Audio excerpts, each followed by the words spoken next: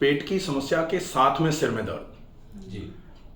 Generally जैसे पेट भारी है, जी। खाना पच नहीं रहा, पेट के भारीपन की वजह से आपको नाभि के आसपास भी भारीपन लग रहा है, स्टूल का टेक्सचर बिगड़ गया है, हो सकता है खिचड़ी जैसा आ जाए, हो सकता है उसमें कभी कभी आंव आ जाए, एक बार में पेट साफ नहीं हो, कभी कभी ऐसा भी लगेगा जैसे मोशन पास करने के बाद एनस पे बर्निंग सेंसेशन आ रही है, या फिर पेट ज्यादा भारी रहेगा तो फिर सीने में भारीपन, और सीने में भारीपन के साथ में गर्दन और सिर में एकदम से भारीपन। इसलिए इसको कभी कभी एसिटोजेनिक हेडेक बोला जा सकता है, या फिर इसको जो गैस्ट्रोजेनिक या एसिटोजेनिक माइग्रेन भी कह सकते हैं। माइग्रेन का बेसिकली जो मतलब होता है वो है आपके सिर में भारीपन हो रहा है, सिर में दर्द हो रहा है, और उस सिर के दर्द के साथ में कुछ चीजें एसोसिएट करेंगी अपने आप को। अब कौन सी चीजें एसोसिएट करेंगी? हो सकता है वॉमिटिंग टेंडेंसी लगे आपको, जैसे सिर में दर्द है आपको उबाक जैसी आ रही है, उबाक ही आ रही है, उल्टी नहीं हो रही है। अगर उल्टी हो जाए तो आपके सिर का दर्द 50% इंस्टेंट ऐसे करके खत्म हो जाएगा, और उल्टी हो जाए तो जो पेट में भारीपन लग रहा था आपको, उसमें से पेट में से कुछ तो निकलेगा ही उल्टी में, तो पेट भी हल्का हो जाए। लेकिन सामान्य तौर पर लोग ये भी ट्रीटमेंट के रूप में करना चालू कर देते हैं कि पेट भारी हुआ, सिर में भारीपन लग रहा है, पानी पी के उल्टी कर दी, तो ये सिम्टोमेटिक मैनेजमेंट हो गया, ये ट्रीटमेंट नहीं है। ट्रीटमेंट क्या है कि वो कंडीशन ही जनरेट नहीं हो जिसमें आपको ये बार बार करके ऐसी फीलिंग्स आ रही हैं, ठीक है। तो ट्रीटमेंट कैसे होगा? पेट का भी ट्रीटमेंट होना है। आपके ऐसा भी लगेगा कि जैसे गर्दन बिल्कुल जकड़ी रहती है, या गर्दन ऐसे ऐसे करो तो चट चट भी कर रही है, आंखों में भी भारीपन आ रहा है, कभी कभी ऐसा लगेगा जैसे आई फ्लोटर्स जो होते हैं ना, वैसा टाइप का, और आंखों में एक अजीब टाइप की गर्मी रहेगी। आप अगर ऐसे हाथ भी रखोगे तो आपको ऐसा लगेगा जैसे ये पूरे गर्म हो गए एकदम आंखों की गर्मी से। तो इस समस्या को पेट की बढ़ी हुई गर्मी भी कहा जा सकता है, आयुर्वेद में इसको बढ़ा हुआ पित्त भी बोलते हैं। ये गर्दन में दर्द करा रही है, सिर में भारीपन करा रही है, तो पित्त के साथ में इसको वात का कॉम्बिनेशन बोला जाता है। तो वात और पित्त दोनों चीजें बिगड़ जाती हैं, तब ये समस्या आती है। आयुर्वेद ये भी कहता है कि दोषों में जहां विषमता होगी रोग वहां तुरंत दस्तक देगा, और आयुर्वेद में तो रोग की परिभाषा ही है, रोगस्तु दोष वैषम्यम। रोग तब होगा जब दोष विषम हो जाएगा। और दोष क्या है? दूषणात दोषः, जो शरीर को दूषित करें, जब विषम हो जाएंगे तब तो उसको दोष कहा जाता है। अदरवाइज दोष तो शरीर का भाग है, शरीर बना ही है, मल मूलम ही शरीरम, ये कहा जाता है, दोष धातु मल मूलम ही शरीरम। तो दोष धातु मल ये सारी चीजें जब मिलती हैं तब जाकर के शरीर का निर्माण होता है। तो दोष होना चाहिए शरीर में, लेकिन जब तक दोष सम है तब तक शरीर स्वस्थ है। कहा जाता है रोगस्तु दोष वैषम्यम, लेकिन दोष में समता जब रहेगी तब शरीर स्वस्थ रहता है। तो दोष क्या होता है? जैसे अगर हम देखें कि दोष क्या होता है? दोष जैसे मैंने अभी बताया ना कि दूषणातः दोषः, दूषणात दोषः, जो दूषित करे वो दोष है। लेकिन अब दोष 3 प्रकार के हैं आयुर्वेद में, वात, पित्त और कफ। अब ये तीनों ही 5-5 प्रकार के हैं। वात भी 5 प्रकार का है, पित्त भी 5 प्रकार का है, और कफ भी 5 प्रकार का है, और इन पांचों प्रकारों के अलग अलग काम हैं। अब जैसे पित्त जो 5 प्रकार का है, उस पित्त में एक पित्त होता है पाचक पित्त, एक होता है रंजक पित्त, एक होता है भ्राजक पित्त, एक होता है आलोचक पित्त, और एक होता है साधक पित्त। अब ये 5 पित्त हैं, इन 5 पित्त के अपने अपने काम हैं। अब अपने को पित्त को भी बैलेंस करना है, लेकिन पित्त में इन 5 पित्तों को भी सम करना पड़ेगा, तब जाके ये 5 अपना अपना काम सुचारू रूप से करना चालू करेंगे, तब पित्त सम होगा, तब जाके शरीर धीरे धीरे करके आरोग्य को प्राप्त करेगा। तो दोष साम्य आरोग्यता, दोष जब सम हो जाएगा तब शरीर अपने आप ही आरोग्य को प्राप्त करना शुरू कर देगा। इसीलिए आयुर्वेद में जो मूल सिद्धांत है वो दोषों को सम करने का ही है, और इसीलिए कहा जाता है ना कि जो दोष सामक हैं, जो तीनों दोषों में समता लेने लाने का काम करने वाली चीजें हैं उनको त्रिदोष सामक बोला जाता है। तीनों दोषों को सम करने वाला वो सबसे ज्यादा उपयोगी उपचार माना जाता है। हाँ, तो अब हमको क्या करना है, इस बढ़े हुए पित्त को कम करना है, बढ़े हुए वात को कम करना है, क्योंकि वात भी बढ़ा हुआ है। बढ़े हुए पित्त को कम करने के लिए पित्त की तासीर समझनी पड़ेगी कि पित्त की एक्चुअल तासीर क्या है। तो पित्त का मतलब गर्मी, और गर्मी मतलब जलाने की तासीर, गर्म करने की तासीर। अब कोई भी चीज गर्म कर, जैसे आप घर में खाना बनाओ तो तवे को गर्म करना पड़ता है, तभी तो रोटी सिकेगी उसमें। लेकिन उसको इतना गर्म कर दो कि रेड हॉट हो जाए तो फिर आप उस पर रोटी डालो, फिर सिकती है कि क्या होती है, फिर जलती है। तो जब पित्त सामान्य प्रकृति से वृद्धि पर चला जाता है तब आपके भोजन को पचाने की बजाय जलाना चालू कर देता है। जैसे सिंपली वैसे ही समझो, जैसे तवा जब समता में गर्म होता है तब आप उस पर रोटी डालते हो तो रोटी सिकती है, लेकिन तवा जब एकदम से ज्यादा गर्म हो जाता है तो फिर रोटी डालो तो जलती है। तो जली हुई रोटी आप किसी को खिलाओ, खाएगा कोई? नहीं खाएगा। ऐसे ही जब पित्त वृद्धि होती है, ऐसे समय में जब आपके आमाशय में आप भोजन डालते हो तो पचने की बजाय जल जाता है, और जला हुआ आपके कोशिकाओं के किसी काम का नहीं होता। कोशिकाएं क्यों खाएंगी उसको? तो ना तो उसका डाइजेशन हो रहा है, ना उसका एब्जॉर्प्शन होगा। एब्जॉर्प्शन नहीं होगा तो आपको पोषण की कमी होना चालू हो जाएगी, कुपोषण होना चालू हो जाएगा। एग्जैक्टली यही। अब अपन क्या कर रहे हैं, अपन कहेंगे अरे साहब हमको कह रहे हो कुपोषित है, हमारे घर में तो दुनिया भर का भरा पड़ा है, फ्रिज भरे पड़े हैं फलों से, अलमारियां भरी पड़ी हैं ड्राई फ्रूट से। तो अलमारियों और फ्रिज से कोई लेना देना नहीं है शरीर का। शरीर में जब तक पचेगा नहीं तब तक आपके शरीर के लिए बेकार है सारा।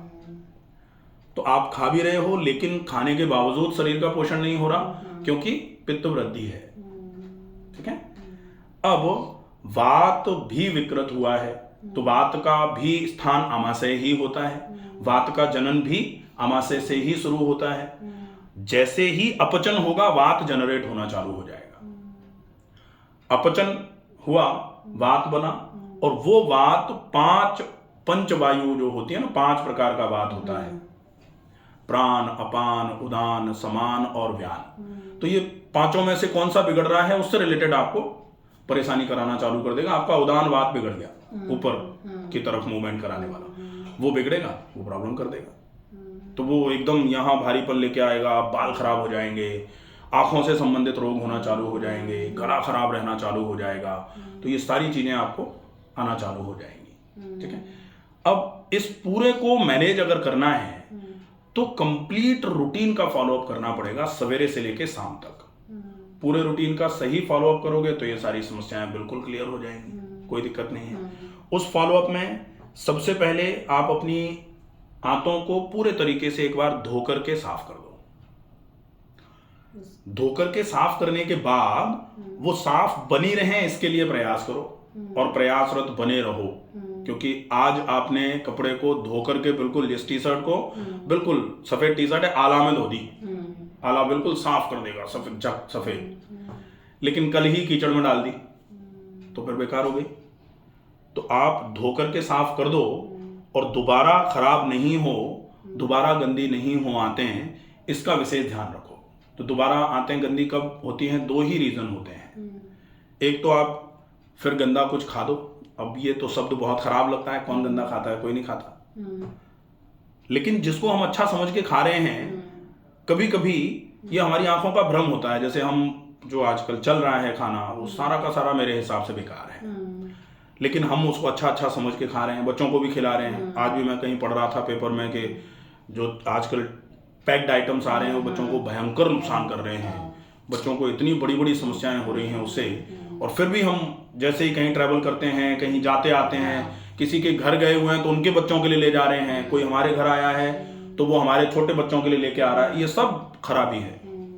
और बचपन से ही अगर शरीर खराब कर दिया जाएगा बच्चों का, तो ये भी एक मतलब बड़ा विषय है, इसको सोचने में अभी से शुरू कर देना चाहिए, अदरवाइज बच्चों की हेल्थ बिल्कुल खराब हो रही है। तो अब अपन इस पर फोकस करें कि अच्छा खाएं, और दूसरा जो हमने अच्छा खा लिया है वो कहीं अपच होकर के खराब ना हो जाए, क्योंकि हमने तो बहुत अच्छा खाया। जैसे हमने बहुत अच्छी चाय बनाई या बहुत अच्छा गाजर का हलवा या बादाम का हलवा बनाया, लेकिन स्टोर कर दिया इस डब्बे में, और इस डब्बे में पहले से कीचड़ भरा हुआ था मान लेते हैं, तो ये तो बहुत सुंदर था, बहुत खुशबू आ रही थी इसमें, स्टोर कर दिया इसमें और इसमें पहले से कीचड़ भरा हुआ था और ऐसे करके हिला के मिला दिया, तो कीचड़ और वो बढ़िया हलवा मिल गया। अब वो क्या रह गया, क्या हो गया, फिर वो बढ़िया तो रहा नहीं, फिर तो वो कीचड़ ही हो गया, बेशक थोड़े से गंदगी में मिले वो, तो वो फिर शरीर के किसी काम का नहीं रहा। अब अगर उसमें से खिंच करके शरीर में लगता है तो पूरे शरीर का नाश होना है, और अगर नहीं खिंच रहा है तो शरीर में कमजोरी आनी है। अब ब्रेन बड़ा कंफ्यूजन में आ जाता है, ये मतलब ऐसे ही चलता है, अगर थोड़ा सोचें तो ये एग्जैक्टली इसी तरीके से प्रोसेस चलता है। अब ब्रेन कहता है कि यार क्या करें, समझ में नहीं आ रहा, अगर हम खींच करके इसमें से ले जाते हैं तो अच्छा भी जाएगा तो गंदा भी जाएगा, अब वो गंदा और अच्छा मिलकर के कोशिकाओं पे जाएगा तो वो कोशिकाओं को खराब करेगा, और कोशिकाओं को खराब करेगा। इसीलिए बोला जाता है कि जैसा खाएं अन्न, और अब जोड़ देना चाहिए कि जैसा खाएं नहीं, आप अच्छा खा रहे हो लेकिन जैसा बनाएं अन्न, अंदर जाकर के अगर वो अपचन होकर के सड़ जाएगा तो भी वो आपके किसी काम का नहीं है, और उसमें से भी अगर खिंच करके शरीर में लगेगा तो भी जैसा खाएं और अपचन के बाद जैसा हो जाएगा उसके बाद अगर शरीर में लगेगा तो वैसा ही शरीर का निर्माण होगा। आप चाहें कि खराब बिल्डिंग मटेरियल लगा करके आप अच्छी बिल्डिंग बना लोगे, नहीं बनेगी। ठीक है, तो फॉलोअप में ये भी ध्यान रखना पड़ेगा, रसो रक्तः ततो मांसः, जैसा आप रस बना करके रक्त में पहुंचाओगे वैसा ही रक्त बनेगा, और ततो मांसः, जैसा रक्त बनेगा वैसा ही मांस बनेगा। तो आपके liver, pancreas, gall bladder, spleen, kidney, prostate, female के केस में यूटरस, ओवरीज, फैलोपियन ट्यूब, ये सब वैसे ही बनेंगे क्योंकि ये सब मांसपेशियों के ही तो स्ट्रक्चर हैं। अब अगर रस खराब तो ये रसो रक्त ततो मांसः, मांसोन मेद प्रजायते, मेद सो अस्थि, अस्थि सो मज्जा, मज्जा सो प्रजायते, तो पूरे सप्त धातुओं का निर्माण ऐसे ही होना है, सबका सब खराब हो जाएगा, शरीर पूरा निढाल हो जाएगा, बेकार हो जाएगा। अच्छे की शुरुआत कहाँ से होगी, आप अच्छा खाओ और अच्छा खाने के बाद उसको अच्छा ही बना रहने दो ताकि वो अच्छे तरीके से शरीर में लगे, तो उसका पचना जरूरी है, और पचे अच्छे तरीके से इसके लिए व्यायाम आवश्यक है। तो बढ़िया खाना, नियमित व्यायाम, जीवन शैली में थोड़ा सा ध्यान रखना, एक अच्छी जीवन शैली का अभ्यास, जो नहीं खाना है या जो नहीं करना है उसका निषेध, उसका परहेज, और कुछ कुछ चीजें ऐसी जिनको आप अपनी जीवन शैली में ऐड कर दो, जैसे खाने को हमेशा बहुत चबा के खाओ, पानी को हमेशा बहुत धीरे धीरे चाय की तरह सिप कर करके पियो, शाम का खाना हमेशा ही अगर संभव हो जाए तो सूर्यास्त के पहले, नहीं हो तो 7 बजे के पहले ले लो, रात को ओवर ईटिंग बिल्कुल भी मत करो। ये कुछ चीजें हैं जिनका विशेष ध्यान रखना पड़ेगा। आजकल क्या हो रहा है कि लोग चाहते हैं कि नुस्खा दे दो कोई, ये चूरन बना लें हम, आप बता देना, हम कहीं 7 समुंदर पार से भी मंगवा लेंगे उसको, लेकिन हम खा लें उसको और हम ठीक हो जाएं। नुस्खा अनाप शनाप खाते रहें, हाँ हम खाते कुछ भी रहें, ये संभव है नहीं है एक्चुअली। नुस्खे जो भी हैं वो सिम्टोमेटिक रिलीफ जरूर करा सकते हैं, मेरा अपना पर्सनल मानना है, और पुराने समय से यही चीजें चली आई हैं कि आप नुस्खों से बढ़ी हुई समस्या से कुछ समय के लिए निजात पा सकते हैं, ना कि उस समस्या को परमानेंटली खत्म कर सकते हैं। परमानेंट की बीमारी को खत्म करना है तो आपको अपनी लाइफस्टाइल में विशेष परिवर्तन की आवश्यकता है।